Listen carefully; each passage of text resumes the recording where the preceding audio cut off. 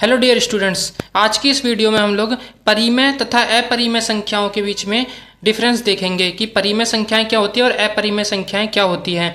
तो सबसे पहले हम परिमेय संख्या की डेफिनेशन देखते हैं। परिमेय संख्या हमारा P/Q के रूप में लिखा जाता है, जहां हमारा P और Q दोनों पूर्णांक होने चाहिए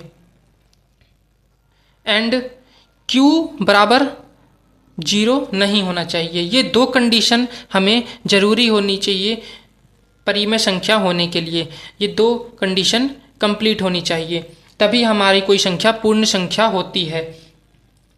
जैसे 2/3, इसमें हमारा क्या है, 2 और 3 दोनों क्या है, पूर्णांक हैं, और Q जो यानी कि नीचे जो है हमारा 0 नहीं है, तो ऐसी संख्या को क्या बोलते हैं, हम परिमेय संख्या बोलते हैं। इसी प्रकार हमारा 5/7 एक परिमेय संख्या है।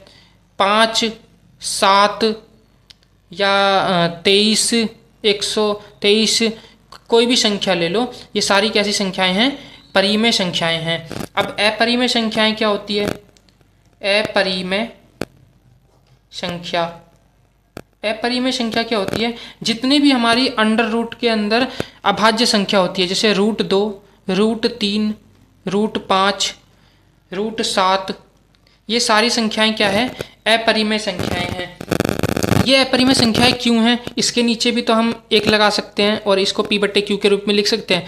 इसको हम P/Q के रूप में लिख तो लिए, लेकिन हमारा जो ऊपर की जो संख्या है वो एक पूर्णांक नहीं है। √2 या √3 ये सब एक पूर्णांक नहीं है। पूर्णांक क्या होता है हमारा, माइनस की सारी संख्याएं होल नंबर और प्लस की सारी होल नंबर और 0, ये सारी हमारी क्या है, पूर्णांक है। अगर हम 0 लिख दें, खाली 0, ये भी क्या है, एक परिमेय संख्या है, क्योंकि इसके नीचे 1 लगा सकते हैं, और ये दोनों क्या है हमारी, ये दोनों ऊपर और नीचे दोनों क्या है, पूर्णांक है। लेकिन यहाँ पे क्या है, √2 एक अपरिमेय संख्या है, क्योंकि इसको ये √2 जो है पूर्णांक नहीं है, तो इसलिए ये क्या है, अपरिमेय संख्या है।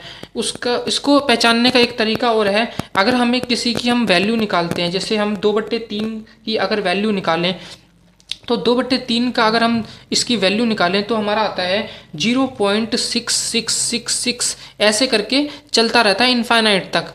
इसको हम क्या कर सकते हैं, 0.6, और ऊपर हम ये 6 बार रिपीट हो रहा है, तो बार रिपीट होता है, तो उसके हम ऊपर एक बार लगा देते हैं। तो जिस भी संख्या के ऊपर हम ऐसे करके बार लगा सकते हैं, दशमलव के बाद किसी संख्या या कुछ संख्या के समूह के ऊपर अगर हम बार लगा सकते हैं, जैसे 6, 1, 2, 3, ये 4 संख्याएं बार रिपीट हो रही हैं, तो उसके ऊपर हम पूरे के ऊपर बार लगा सकते हैं। तो जब बार लग जाता है तो ऐसी संख्याओं को हम परिमेय संख्याएं कहते हैं, उसको हम P/Q के रूप में लिख सकते हैं। लेकिन जो संख्याएं, जैसे √2 की वैल्यू निकालें और उसकी दशमलव प्रसार निकालेंगे, इसका अगर हम आंसर निकालेंगे तो कैसे आएगा हमारा, 1.4142135623 एंड सो ऑन, इस तरह से इनफाइनाइट तक जाता है।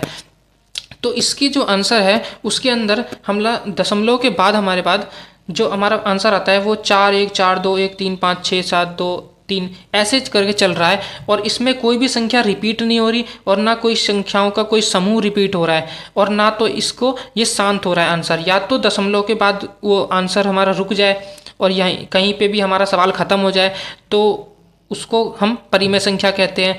या तो कोई संख्या बार रिपीट होती रहे और अनंत तक चलती रहे, तो ऐसी संख्या को भी हम परिमेय संख्या कहेंगे।